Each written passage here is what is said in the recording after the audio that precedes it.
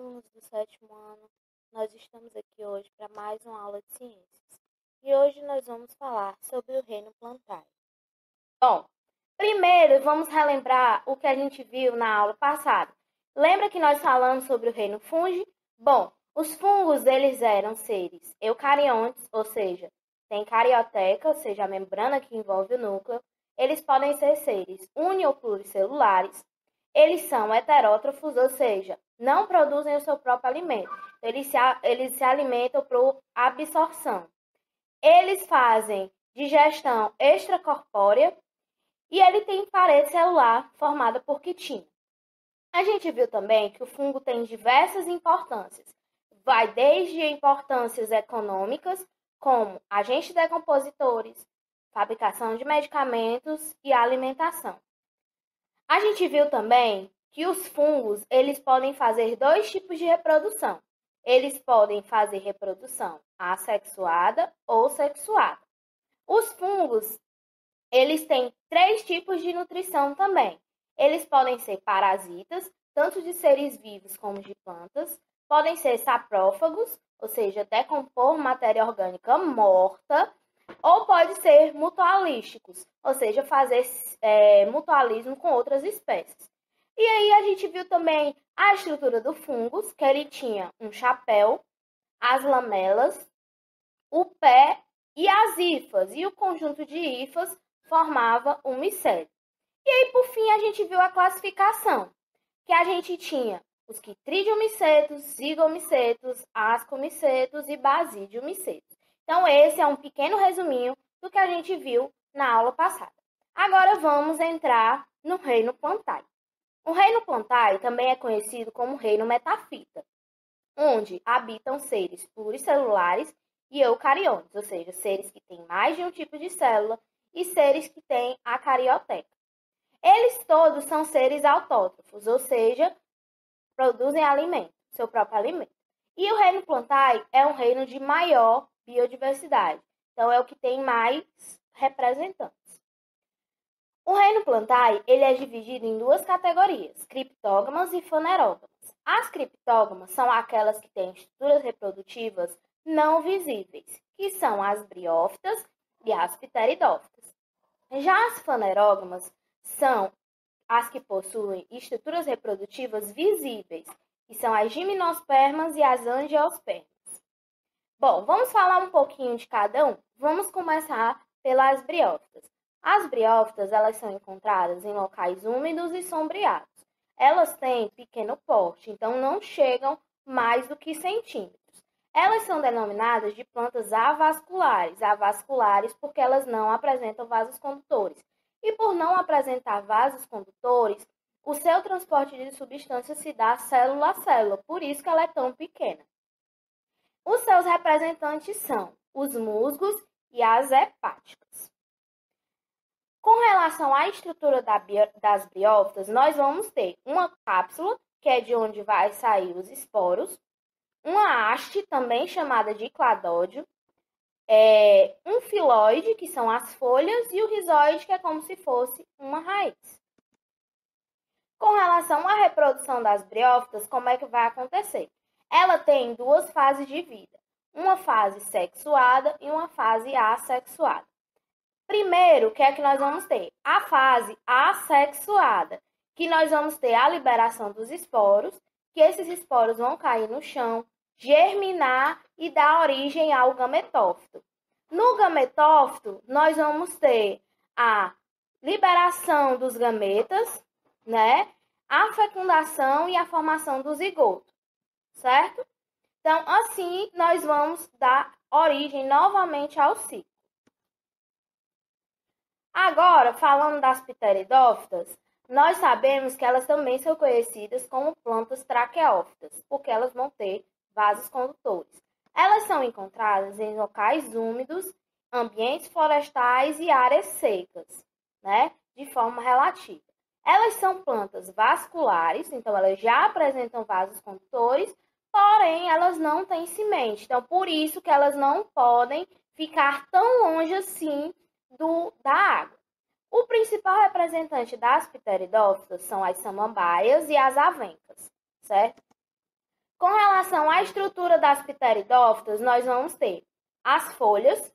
Na base interna das folhas vai estar os soros, que é onde vai estar armazenados os esporos para a reprodução. Nós vamos ter os folíolos, o báculo, que é essa folha jovem enroladinha, o rizoma, que é o caule, né, que é um caule que fica dentro do solo, e as raízes. Com relação à reprodução das pteridófitas, nós vamos ter duas fases de vida também, uma assexuada e uma sexuada. Na assexuada, nós vamos ter a liberação desses esporos, formando os protálos. E os protálos vão ter o gametófito, né, masculino e o feminino. Então, os anterozoides e a oosfera. Esse anterozoide fecunda a oosfera, dando origem a um zigoto, dando origem, assim, a um novo esporófito. Então, refazendo todo o ciclo.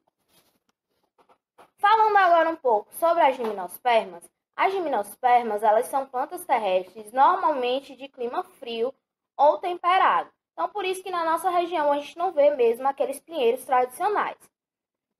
Elas possuem já raiz, folha e caule propriamente dito, já que as outras plantas que a gente viu, briófitas e pteridófitas, não tinham esses nomes bem caracterizados.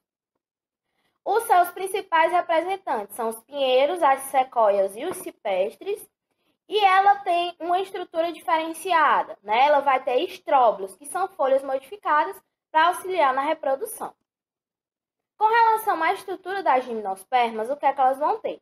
Caule, folha e raiz, como eu já falei para vocês. Elas vão ter a pinha, que é a estrutura reprodutiva, e uma semente chamada de pinhão. O ciclo de vida acontece da seguinte maneira. Nós vamos ter uma pinha masculina, uma pinha feminina, que vai liberar grão de pólen, fazer a fecundação da oosfera, que é o órgão feminino, para dar origem a uma semente que, ao cair no chão, vai germinar e dar origem a uma nova gimnosperma. Já as angiospermas é o grupo com maior biodiversidade, então é o maior grupo dentro do reino plantae. Eles são plantas vasculares, vão ter vasos condutores, assim como as pteridófitas e as gimnospermas, mas eles vão ter uma inovação, que vai ser as flores e os frutos, coisa que as outras não tinham. O principal representante são as roseiras, mangueira, o arrozeiro, feijoeiro, grama, então a gente tem uma diversidade enorme.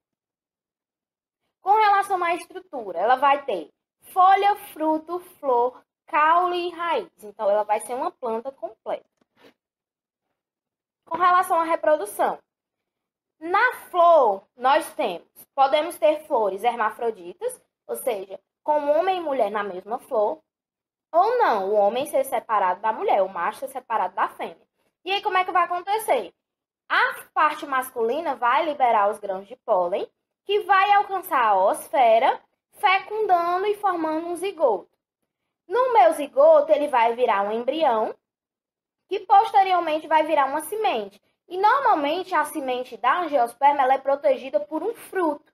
E aí, quando se faz o uso desse fruto, ou o fruto cai no chão, que essas sementes são liberadas, vai dar origem a uma nova angiosperma. Diferentemente das outras que a gente viu, as angiospermas vão ter classificações. Então, nós temos dois grupos de angiospermas. As monocotiledôneas e as dicotiledôneas. Qual vai ser a diferença? A raiz, o caule, a folha, a flor e a semente. A raiz, na monocotiledônea, ela é fasciculada, então ela não vai ter uma raiz principal. Já nas dicotiledôneas é axial, então eu tenho uma raiz principal.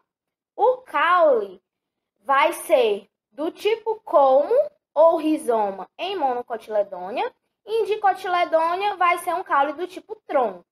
Os vasculares também vão estar distribuídos de forma diferente nesse caule, que são os vasos condutores. Então, na monocotiledônea é irregular e na dicotiledônea é circular. Eles estão em forma aí de círculo. A folha também vai variar. Elas vão ter nervuras paralelas em monocotiledônea e nervuras reticulares cotiledôneas. As flores também têm diferença. As flores de monocotiledôneas vão ter 3 pétalas ou múltiplos, 3, 6, 9, 12. E as flores de dicotiledônea vão ter 5 pétalas, ou 5, 10, 15, 20, aí vai. E aí, a última diferença são as sementes. Que de monocotiledônea vai ter somente um cotiledônio. Então, se eu pegar o milho, você vai ver que ele é todo soldado. Eu não consigo partir o milho, a não ser que eu quebre. E no caso de cotiledônea, eu vou ter 2 cotiledônios, que é o caso do feijão. Se eu tirar do feijão, o que vai acontecer? Você vai ver que tem 2 bandinhas, né? Então, isso são os cotiledônios da semente.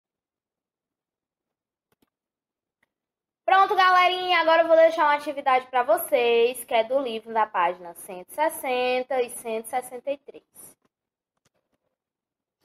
Bom, era isso que eu tinha para passar para vocês. Até a próxima aula. Tchau, fiquem todos bem. Qualquer dúvida, estou aqui à disposição.